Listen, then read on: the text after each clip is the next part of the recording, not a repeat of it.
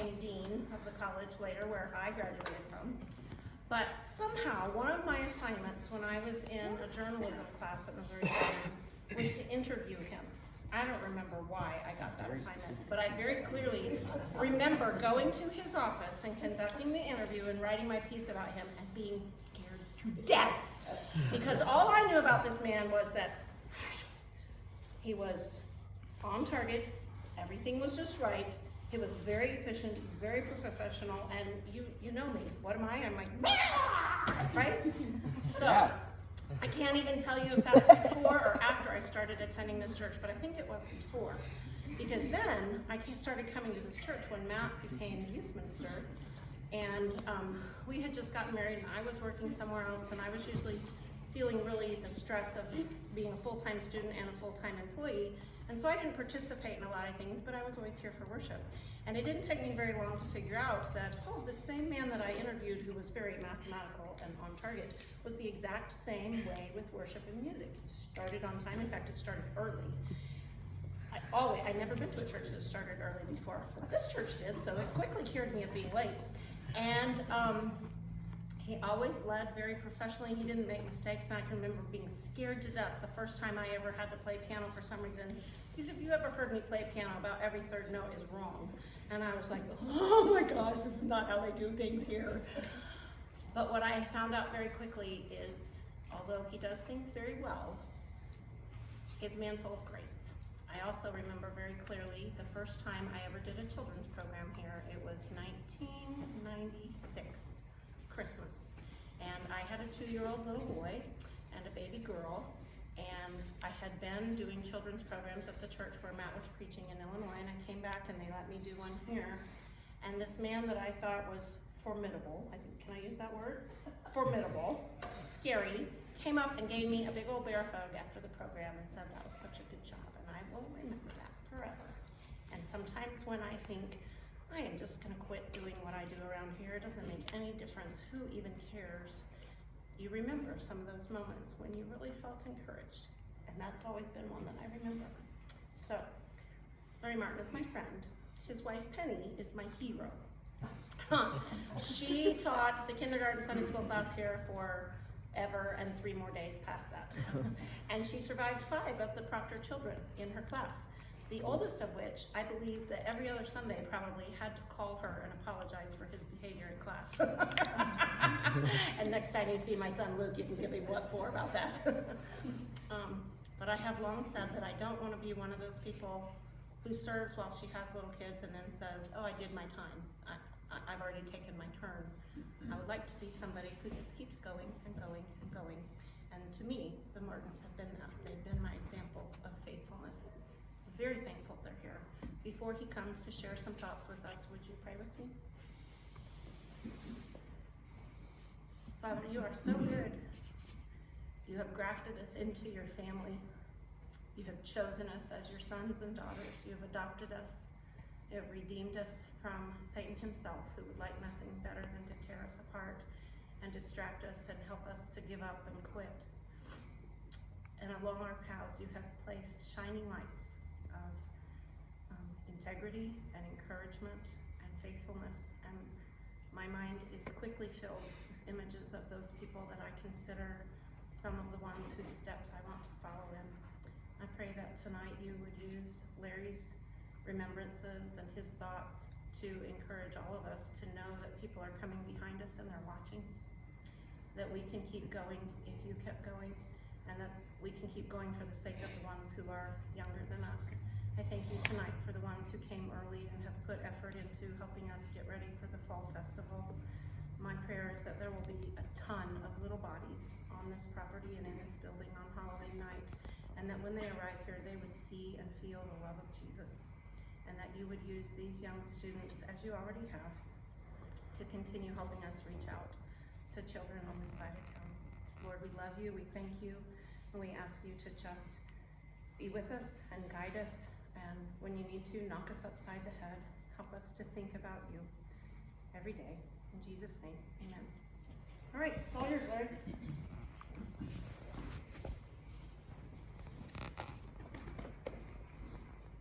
I have to tell you, I don't remember half of that. much of it she made up.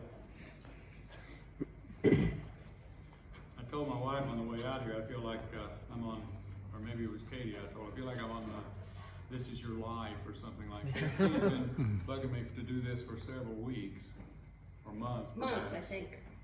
And I don't really, I'm not comfortable doing this, I'll just tell you that.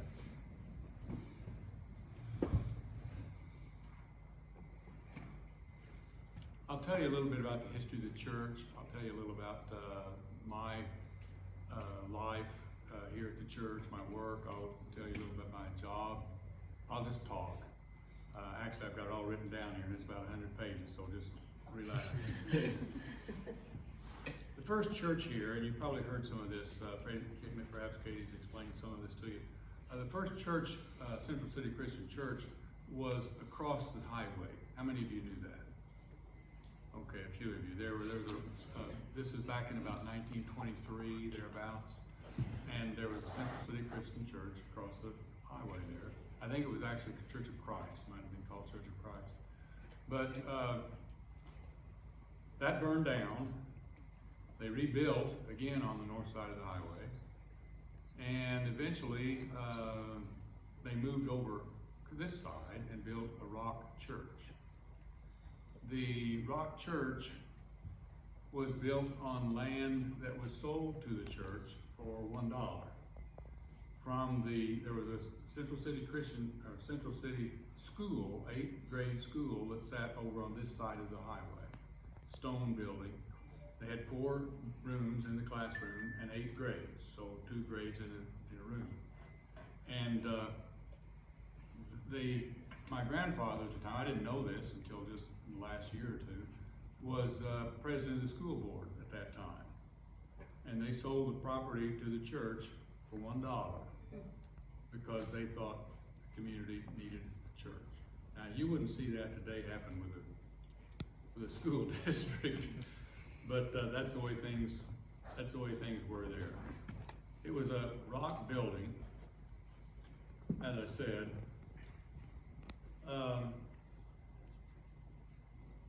I'll show you some pictures as I go through.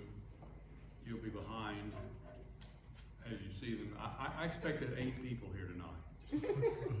She said, my guys. Some of you don't look like her guys. You don't look like guys at all. What? Guys, you do, but the girls know that.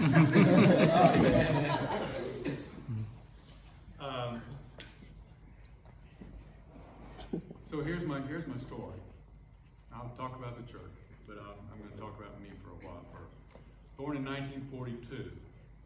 That was about the beginning of the Second World War, and I was born about that time. My father had been called to service, and since I was just born, they gave him a period of a delayed report time. So I don't know how long that was because I was a baby, but I expect it was maybe 3 or 4 months, and we lived in a small house in Joppa. I've seen pictures of the house and me there. And then he had to go serve, and he was stationed in Panama, in the canal down there. That was a critical spot during the Second World War because of the canal through there. Otherwise, you had to go clear down the south tip of the South America. So that was a critical place. He was a medic in the service, and I didn't learn this about him till he had passed away.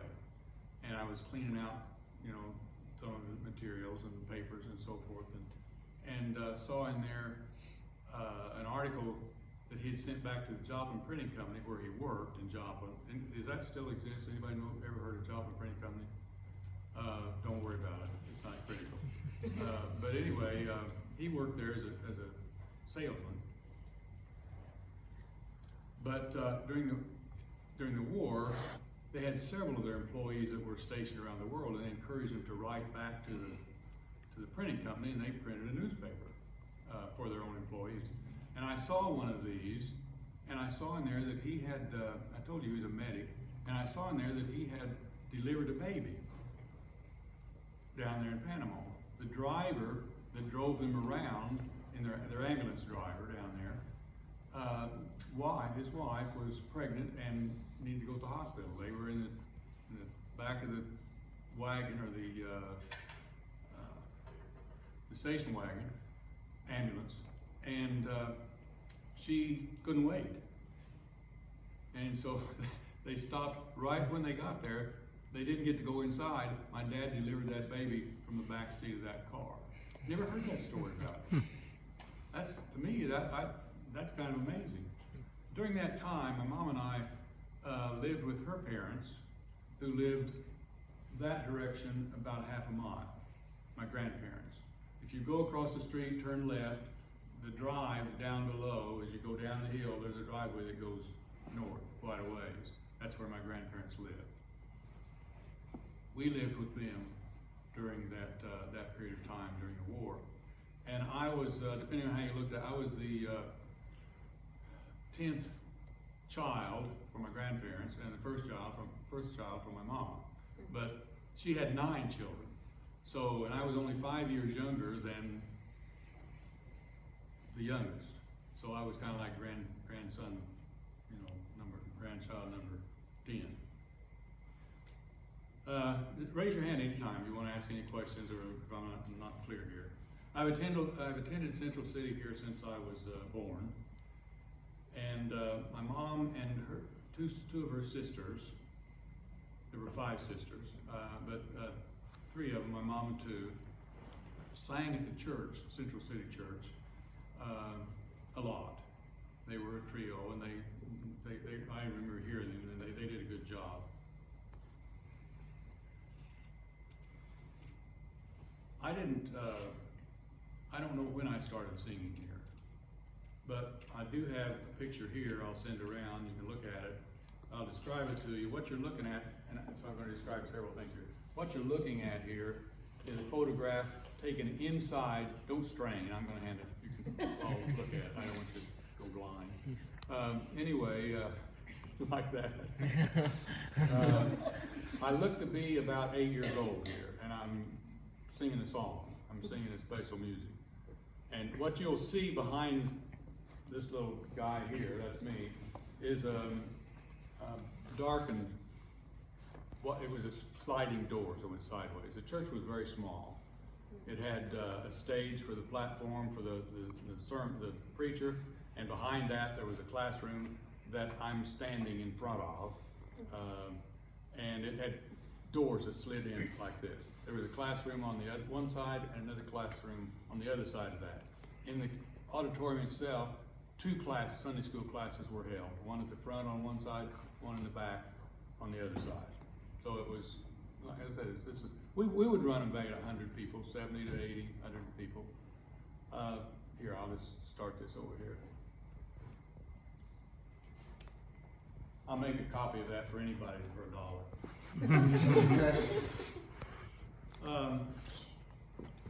Anyway, it shows the interior there. I'll give you an idea of what things look like. I started leading the song service when I was 14. Our piano player, Thelma Smith, she was a saint. She was close to my mother. She had lost her husband soon after they'd been married. She was older than my mother. I think to her, my mother was almost like a stepchild or something, a child, one of her children. And so they were close. She'd lost her husband way early, years before I was ever born. So she was a single one. And I don't know when she started playing piano at Central City. Long before I was born. But she would call during the week, me, and say, "What are you going to sing Sunday?" And so I would go over to her house and she'd have something picked out. We would practice and I would sing. I have no idea how many times I've sung at the church here. Well, I can tell you this, I know it's probably about 300 at least, because I've got stapled list of everything. We had another piano come along later, really fine piano. Well, she worked out at Ozark Christian College in the business office, and she played piano, and she was a detail person, and she kept records of every song that I sang. She would write it down in the date. That's the only way and I've got 180 on that page. And she was here for 5 years, so you get the idea. But I wanted to tell you, Thelma Smith could play the piano. She could, well, there's a lot of piano players. This woman could make a piano sing. I mean, and she used the whole keyboard. And I don't know if she looked at her music at all, but she was a terrific pianist. And so I grew up with her pushing me and my mom and so forth, encouraging me to sing. I do remember this about Thelma. As she got older, she started getting arthritis in her hands. And she, before playing on Sunday morning, she would soak her hands or put her hands in hot wax to warm her fingers up and make them a little more mobile so she could play the piano. That's service, folks. I mean, to me, she's a saint. Church men at that time, as I was growing up, I think of them as strong men. I don't mean, you know, muscular necessarily, but they were laborers. It was a country church, not many professional people, if any, truck drivers. Well, how many of you know Kay Gilbert, who Kay Gilbert is? Several of you do. It was her father cleaned. He was an elder.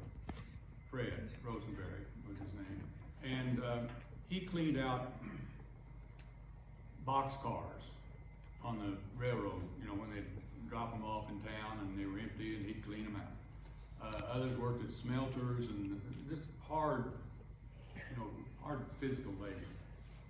Truck drivers.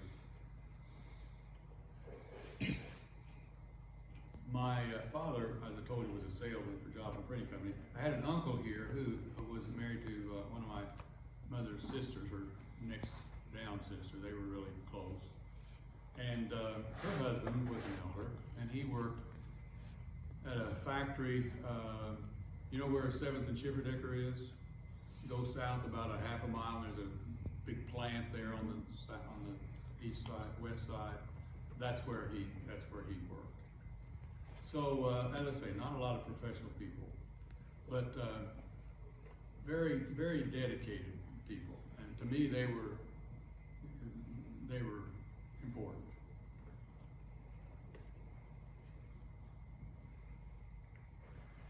There was one couple, I want to tell you this story. There was one couple that was an older couple. It wasn't here very long.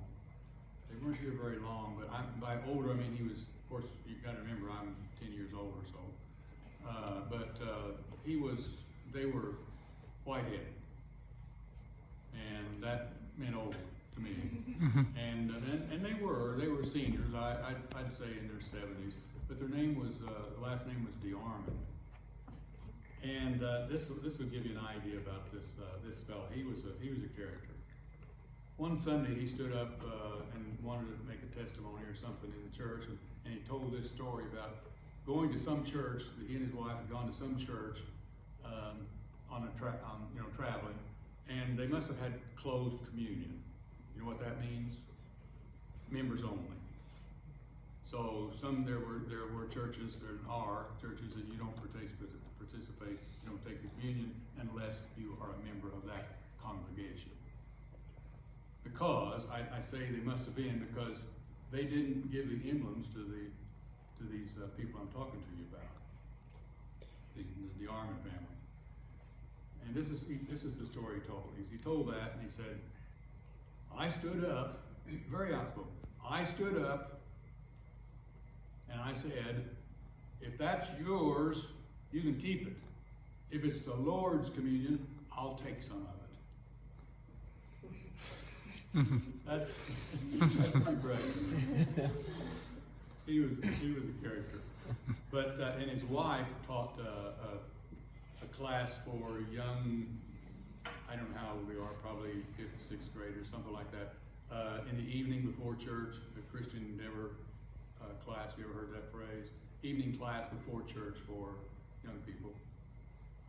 And she told a story one time about Coca-Cola. She was warning us about Coca-Cola because she told this story about a bottle of some syrup or something in the factory dropped on the floor, and the acid in it ate a hole in the floor. I didn't drink Coke for at least 4 or 5 years after that. They both were, they made their mark on me, I'll put it that way.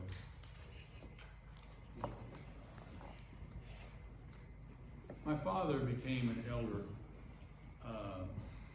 served here for many years until he developed Alzheimer's disease, and then he had to stop.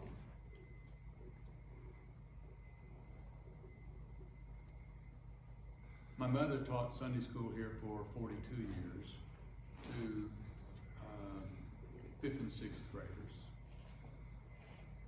and then she retired from that job. You might, Katie, were you here at that time? Do you remember that? Do you think you did? You were?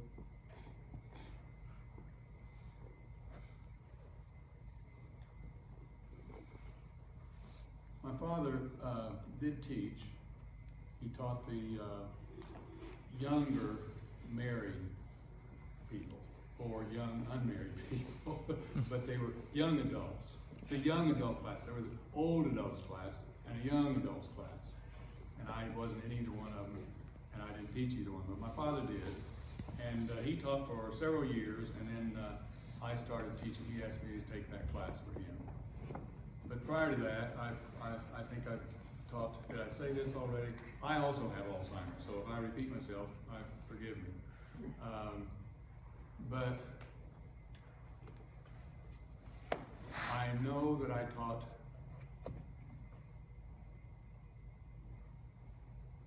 junior high, I know I taught high school, I know I taught college age class, and a lot of people from Ozark were in that class.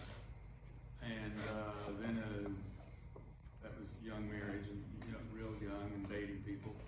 And then I took my dad's class, and I guess I've taught every class from, well, I don't know, 5th grade to,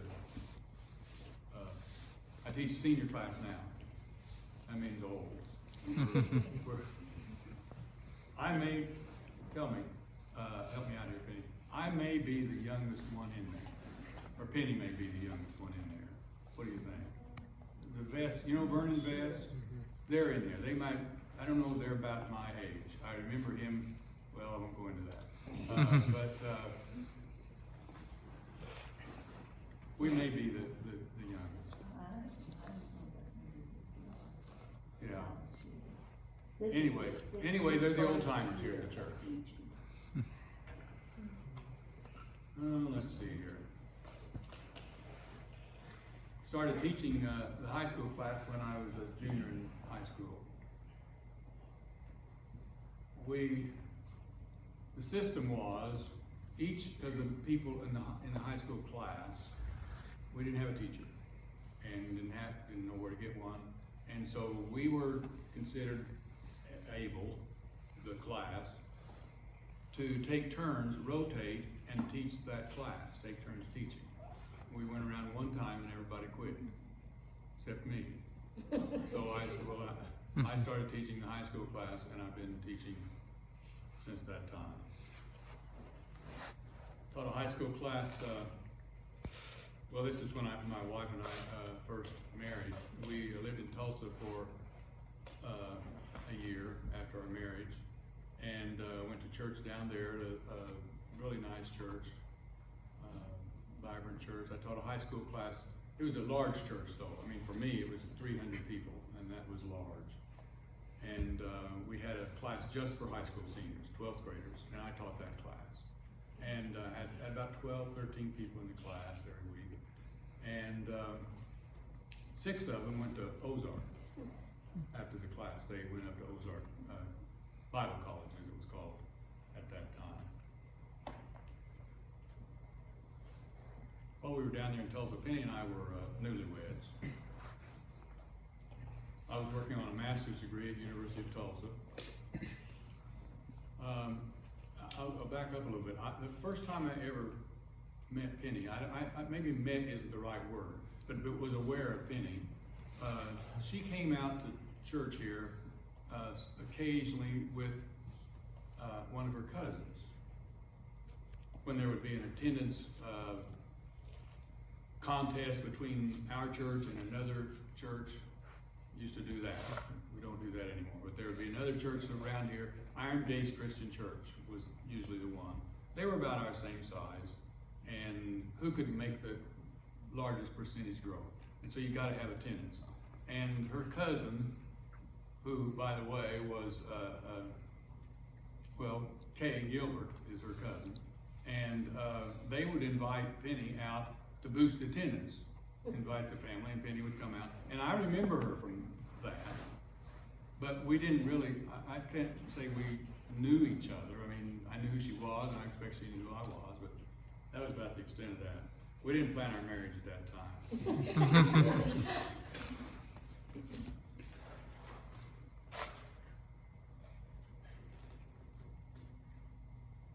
But I knew who she was. Her family moved to Albuquerque when she was about ready to start high school. So she graduated from Albuquerque, never heard of her, much. Went to the same junior college, but I don't remember that, and I don't know if she remembers me there. But she was a grade behind me, so there was some reason for that. But she came back to Joplin to stay with her grandparents when she graduated from high school to go to Joplin Junior College, which is now Missouri Southern State University. It was downtown. It was a 2-year school. I was there 1 year before she came. But she came out to church with her family, or relatives here, the cousin. And so I called her and asked her for a date. And she was, at that time,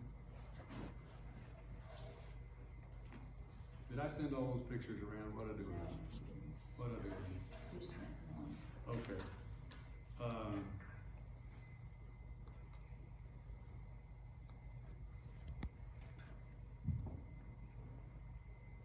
I don't think that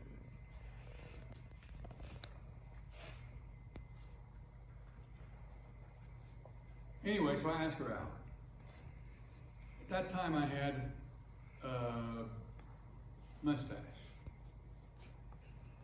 Other times I've had, when you're a teenage boy, you grow beards and mustaches and so forth like that. At least when I was in school, that was junior college, you could grow a beard. That was a big thing to do. So I had a mustache. And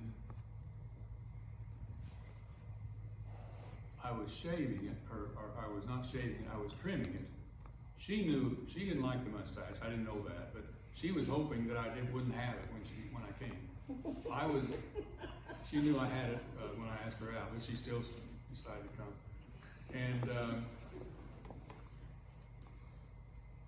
when I was trimming it, I nicked it a little bit, so it wasn't shaped just right. I just went ahead and shaved it all. So when this has got to work here, folks. So I show up and my mustache is gone. She was so glad. And I knew my sacrifice, you understand. But that night, I knew she was a keeper, even that first day, because we went to stock car races here in town. There was a stadium on the east side of Range Line. There's not one up here on about 13th Street that it was dormant. But at that time, we went to the stock car races, and she didn't complain at all when the mud from the track would splatter up on her clothes. So I knew have she. never seen Miss Penny muddy. Well, Is that really true? yeah. I've never seen her with any kind of mud on. Well, she washed it off. You don't save it forever. Unless she has it stored away somewhere as a souvenir of her first day. Yeah.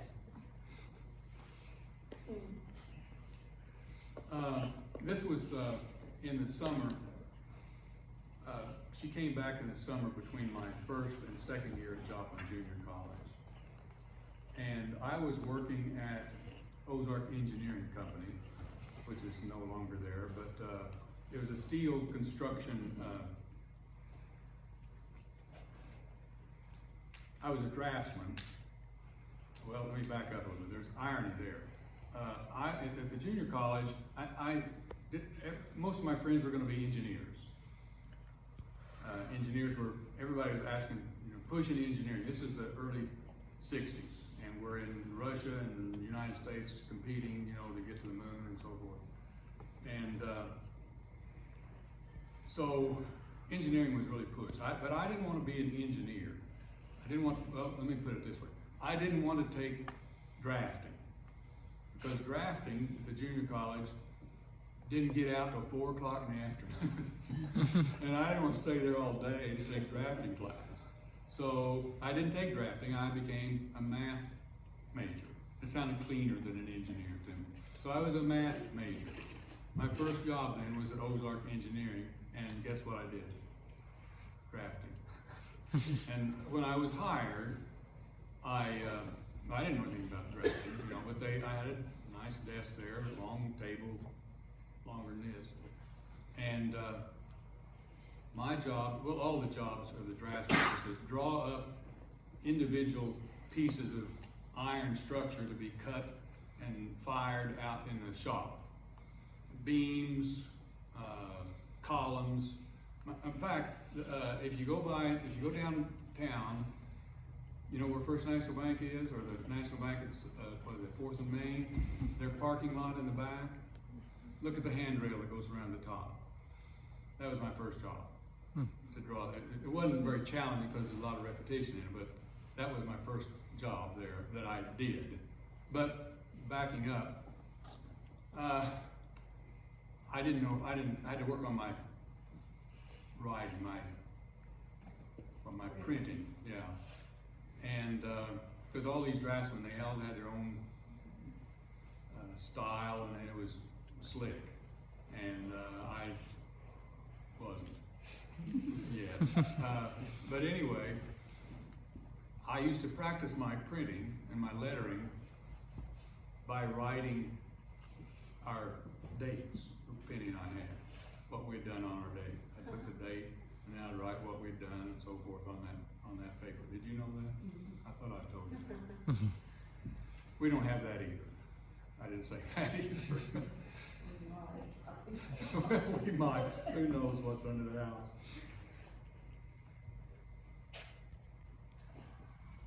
But the irony there is I turned out to be a draftsman and worked in the same afternoon, but I got paid for it while the guys that took drafting at school didn't. I worked there for, through a summer, another year, and another summer, and then I had a drafting job at Algar Martin, which was a cross-country power line type drawings. I could get jobs, part-time jobs, doing that while I was at school at the University of Tulsa, where I was when we got married after leaving the Joplin Junior College. When I graduated from college at Tulsa University, I still didn't know what I wanted to do. Did I want to be a mathematician, or did I want to be a math teacher? I liked math. That summer after the first year, I would stay for another year to get a master's degree down there. But we got married after that first year. And that summer, I worked at Douglas Air and Space in Tulsa. I told you this was big competition between the United States and Russia. And I was a test engineer there, again, because I could drive. And, well, they didn't know that particularly, they'd seen my resume, but nevertheless, it gave me an edge up when I got there, the job I could do. I could draw plans and designs for how do I test this piece of equipment that's supposed to take somebody to the moon. Now, you gotta consider pressure, because the pressure as you go up, the pressure against you changes. Temperature, how do you get rid of body materials, sweat, etc. And I expect that I would guess that some of the things that came across my desk landed up on the moon, and that's because I had learned how to do drafting. I did. Well, we stayed in Tulsa that year, and I finished my master's degree in taught an algebra class as part of my assistantship there at CU. Still wasn't sure though about my career. Had job offerings after finishing my master's. Had job offerings from IBM for computers and 2 junior colleges or 2-year colleges. The IBM offered about 50% higher salary than the college teaching. And, well, you won't be able to relate to this, but I think what I was offered was $7,000. Now, that's nothing today. I mean, people make more than that. Some people make more than that in a month. But at that time, $7,000 was a lot of money. This is 1965. But anyway, I turned him down because I enjoyed teaching. But another big reason was I wanted my grandchildren, none of which I had at that time, but I had hopes. I wanted my grandchildren to grow up knowing their grandparents. I wanted them to have a family beyond just Penny and me. See, as I said, I grew up over here with 9 older uncles and aunts, and those grandparents were important to me. I had grandparents on my father's side. I knew them all, and the idea of my children not having that experience played a big role in my choosing to come to Joplin because my parents were here.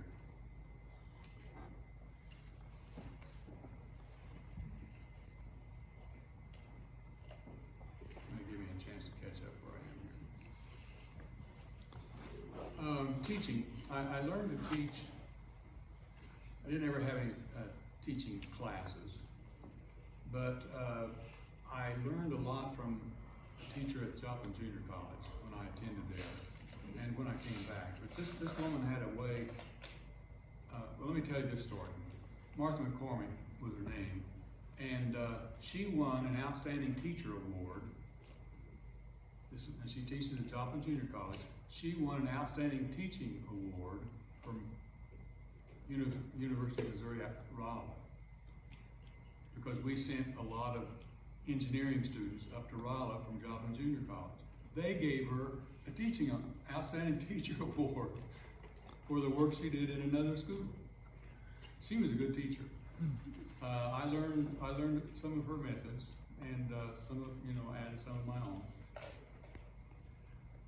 But I owed her a lot.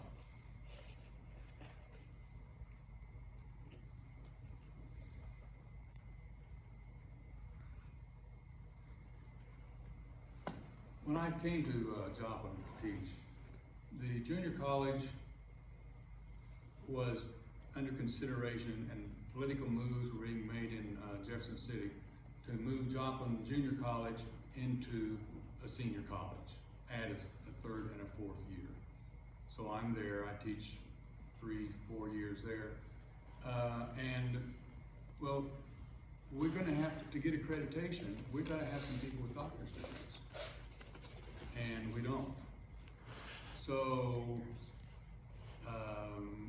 we developed a plan at Southern that we would take some of our people and send them to school and help pay their fees for getting a doctor's degree.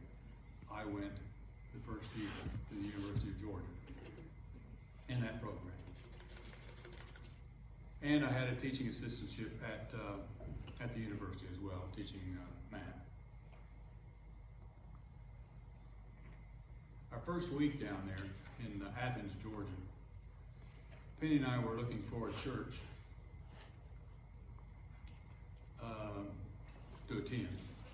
Now, I didn't know this at the time, and maybe you probably don't either. But we saw lots of Church of Christ in Athens. I mean, there must have been 7 or 8 of them. But there were no Christian churches, per se. We found a church about 6 or 7 miles south of town the first week, and went down there to church. It was at Christian Church in the phone book. I went down there, and the minister came out and he was wearing a robe. And so we knew we were in the wrong place. Next, we came back and we looked around the town, drove around, and we found a little church that was meeting in a house, a Christian church, Athens Christian Church, and it was meeting in an old house, in the dining room and living room. But they were anticipating a minister coming at soon from Atlanta Christian College. Is that still in business? Anybody know? It was like Ozark, but it was Atlanta Christian College. And so we had a preacher come over, and we worked down there, made a lot of friends. And he taught, Penny and I both taught classes, and I led singing and did offering meditations every week. Taught a college class at the University of Georgia in algebra, college algebra. How many, well, you're not college students. How many of you had algebra? I have pre-algebra. Okay, I forgot about you, Ty. You count too, even though you don't know how to sit in a chair. So I taught a college algebra class at the University of Georgia the first year I was down there. When the first quarter was over, and this is odd, the head of the math department called me in and asked me, what do you do in the classroom? I thought, I'm being evaluated here. I told him, well, this and that. The main thing about teaching is you gotta learn names fast. Learn everybody's name. When I taught, I wanted the students to think I knew everybody's name by the second day. I didn't always, but I knew enough to call. When I called the roll, I would call it very slowly that first day, and I'd look at them and say, you're so, and then I'd back up, do 3 or 4, and point again to this one, and this one, and this one, and this one, that had just given me their name. And we'd go through the room like that. Took a long time to read the roll, call the roll. But the next time they came back, I knew enough of those names that I could call them by name. That's important, I think. If any of you plan to be teachers wherever, knowing the name of the students deserve that. They're the ones paying the bill, so keep that in mind. Anyway, so he asked me, what do you do? How do you teach? And I told him, well, I try to learn all their names. I told him some of my techniques. And when he was finished, he said, you had the highest evaluations in the department. University of Georgia? But then I thought about it. They never called me by name when I was, down there, most of them. But I had one really, really outstanding teacher down there. And I learned a new method of teaching. I don't use it, you can't use it all the time, but in this class it was perfect. I loved it.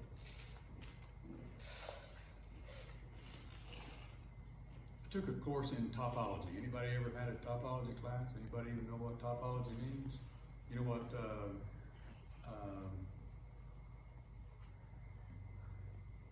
well, what are some of the math classes you take? Take geometry, don't you? might take geometry. Well, it's kind of like geometry, but the geometry you're taking is on a plane. Plane geometry, not just because it's not interesting. It's just plane, means on a plane. Plane geometry. Well, topology is geometry on, think of a balloon that's blown up. But you can push it any direction you want. And the study of characteristics that remain constant through that change. They don't change when the shape changes. I love that class. Anyway, this guy, first time I'd ever had a teacher like this. He didn't teach, he would give us a list of theorems to prove. That means a statement about mathematics, rule. Maybe if you took algebra, you might know the quadratic formula, for example.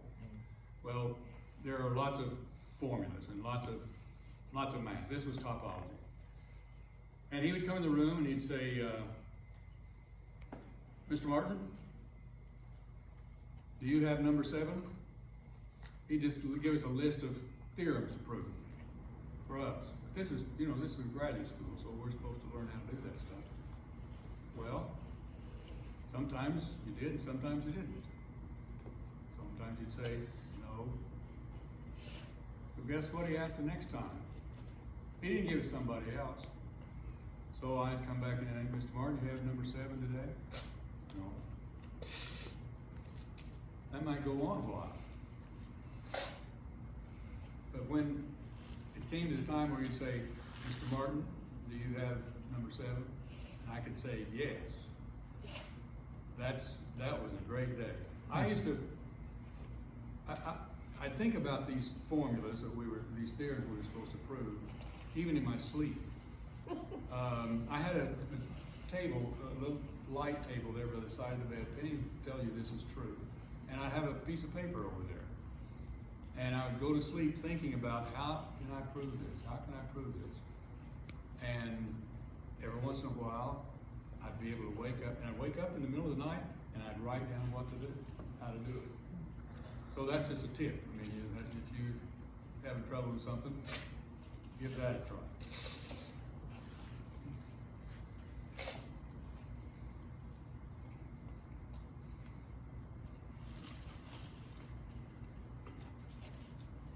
If he called you and you didn't have it, you knew that was yours forever. I mean, by the way, he wasn't ever going to ask anybody else to do that one until you got it. After 3 years at Georgia, I came back to Joplin, what became Joplin, Missouri Southern University. Was there 3 years. Went back to Georgia. After 3 years, they invited me down as a visiting professor. I went down, came back.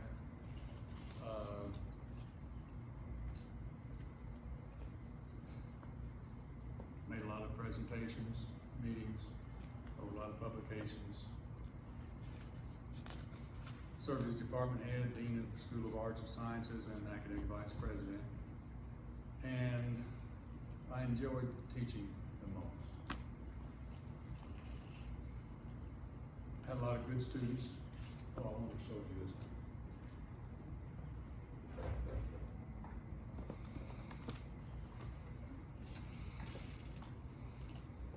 don't know if you can see that or not. See that young woman up here at the top? This is one of my students that I had at the college. She was an astronaut. And for several years, she held the record for the most hours spent in space. She's from Carthage. Her name was Janet Cavandi was her last name, her married name. But so I had, as I said, I had a lot of good students, and I had some that were NPH. I'll tell you what that meant. I used to write it on the board, and I'd give a test back, list the scores on the board, line across A, a line across B, a line across C, then a line across an NTG. I mean, not too good.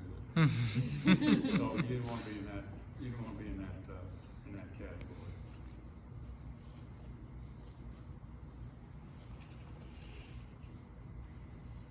Vice president, and thinking, now I'm 60 years old or so, and I was still connected to students as vice president, but the next place is president. President of a university is not an educator. They're a business person. They're a person who gets money from the state, from the legislature and so forth, and that kind of thing. So I thought, you know, in 40 years later from now, will I look back and be sorry I didn't stay to be vice president? When I went in to say I was going to retire, the president said, you don't have to do that. I'm not going to be here very long. I'm not very much longer. Well, I said, well, that's another reason to retire. But would I remember the time in administration, or would I remember the time that I spent with my grandson, Caleb Smith, who works back here in the back. He's a big, tall guy. And it was a no-brainer. You know, I'd rather spend the time with him. I'd rather remember that than being at college. So I retired.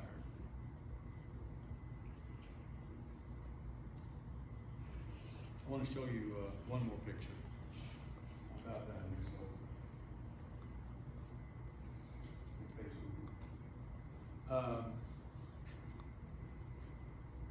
When I was started dating Penny, I told you I was working at Ozark Engineering. I was saving money at that time for to buy a car, a special car.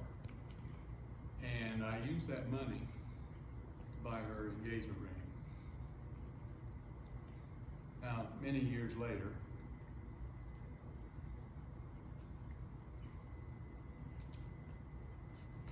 I bought this. So now I have Penny and my Corvette.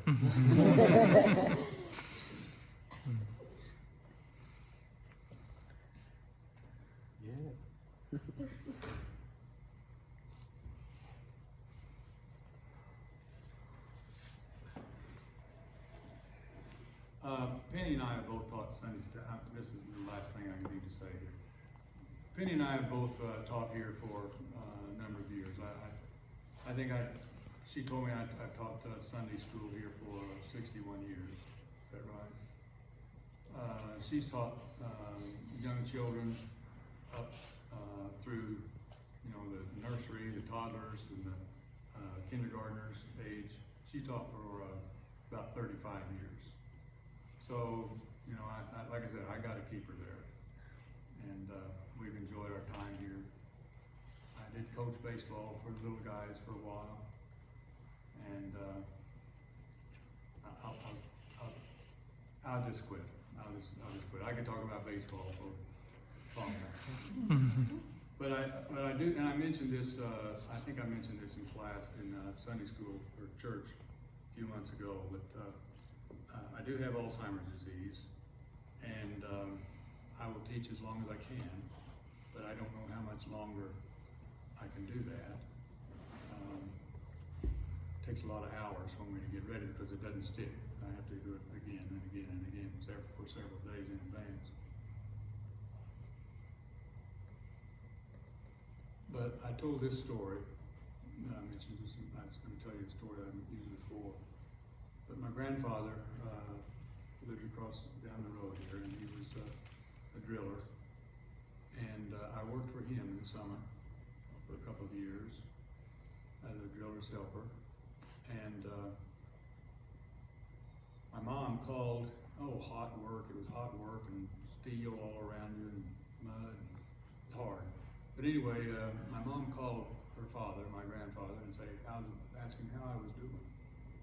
And he said, he's a good worker. You can give him a job and go away and come come back, and he's still working. That's what I want to hear from God. So as long as I can, I will. You want to ask me to ask? You want to ask questions? Or you want me to just sit down? Shall we vote? I'll just sit down. No, stay there for a second. Hang on, I need to stand up too. Your legs work, right? They can ask questions, give you a minute to start thinking about questions, but I have some questions for you before they do that. So these are some of the things I wrote down. I want you to think about how your life might take the role of one of the people in Larry and Penny's story. He circled back around to the grandfather, and I didn't know he was gonna do that. But the grandfather, who sold the land from the school board to the church for $1. At the end of the story, we found out he also provided guidance for Larry in the way of job training. And I think I'm right that this grandfather was not particularly religious, he was not part of the church, but he recognized and was part of a group that recognized the value of a church in a community. And that decision has clearly had an effect on Larry's life. So maybe you're the grandfather. Maybe you're the elder who, he called them strong men, but just guys with ordinary jobs, cleaning out railroad cars, working at a paper company, a driller. Hard jobs, not Bible college professors, but men who committed to this church and led it and gave it the structure that clearly affected their lives. Maybe related to that, you're just one of the ordinary church people. He mentioned the church Iron Gates. I know it was a little church on the west side of town. There were a few others around that I can't name, but they're not still in existence. And Central City is. There were people here through the years who, because of faithfulness, kept these doors open, and we're still hoping to bring a bunch of new people in. Maybe you're one of those. Maybe you're gonna have the story that you're one of the kids who started attending church at birth.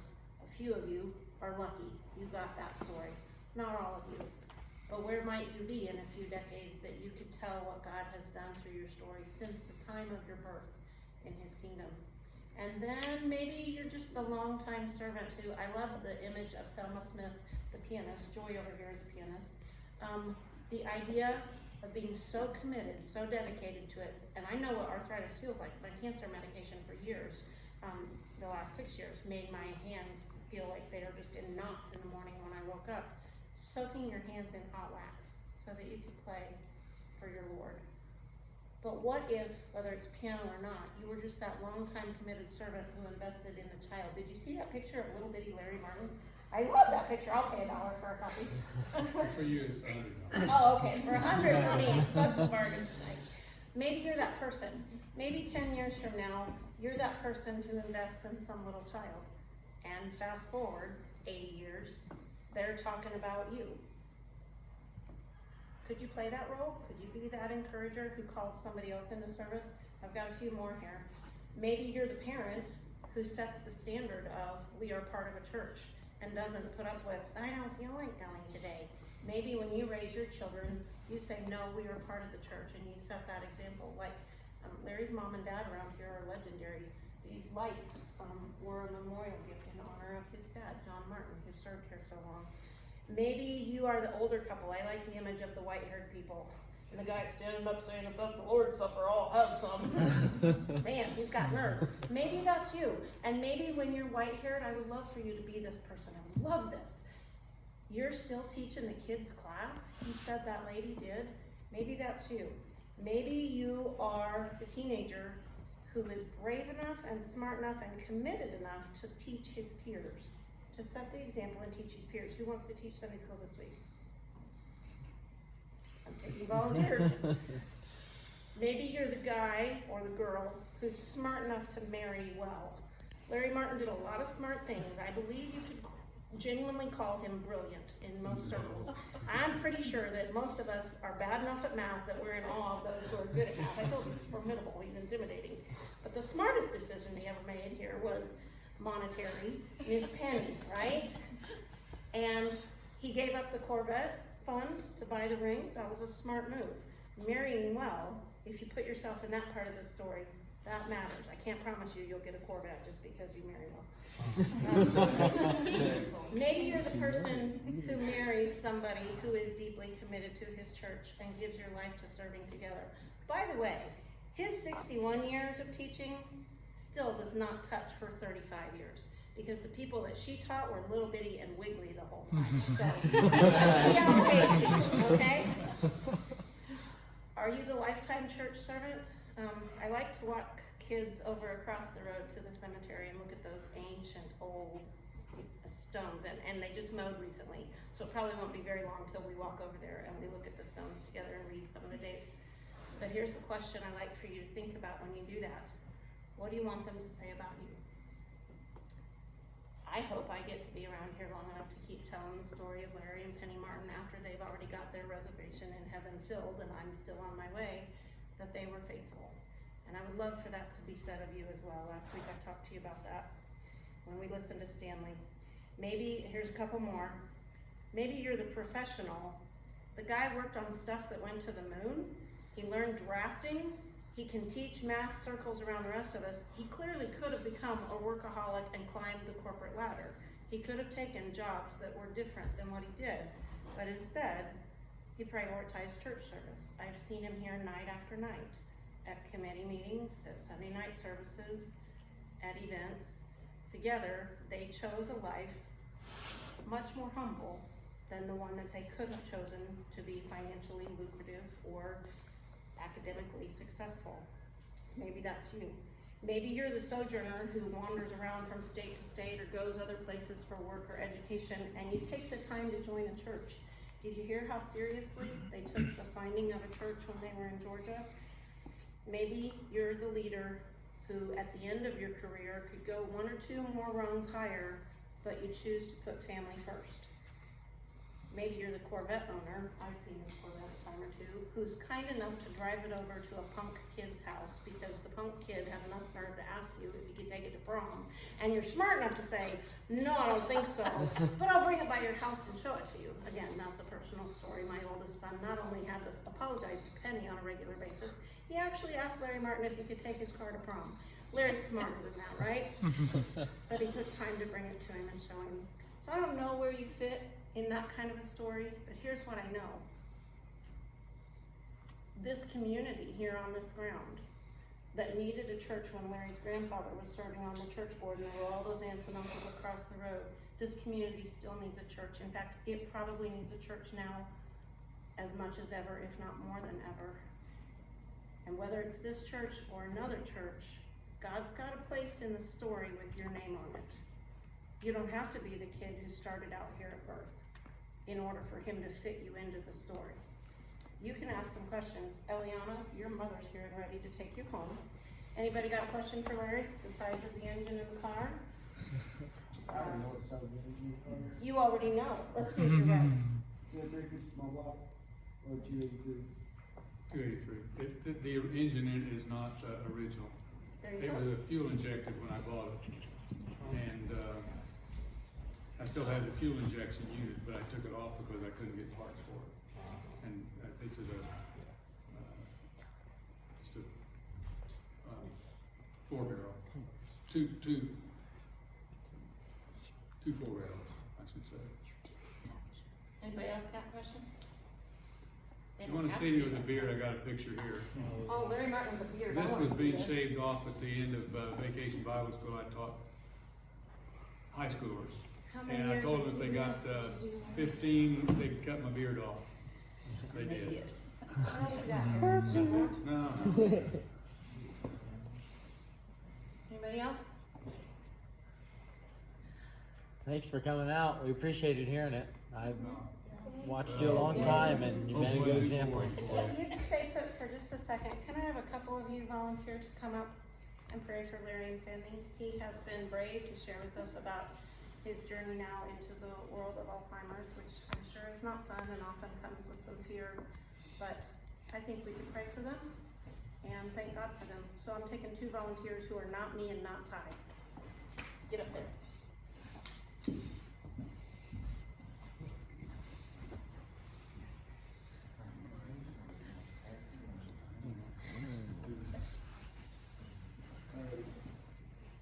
Father God, I want to thank you so much for the special guest that we got to have tonight, and just for the fact that he was willing to share his life story.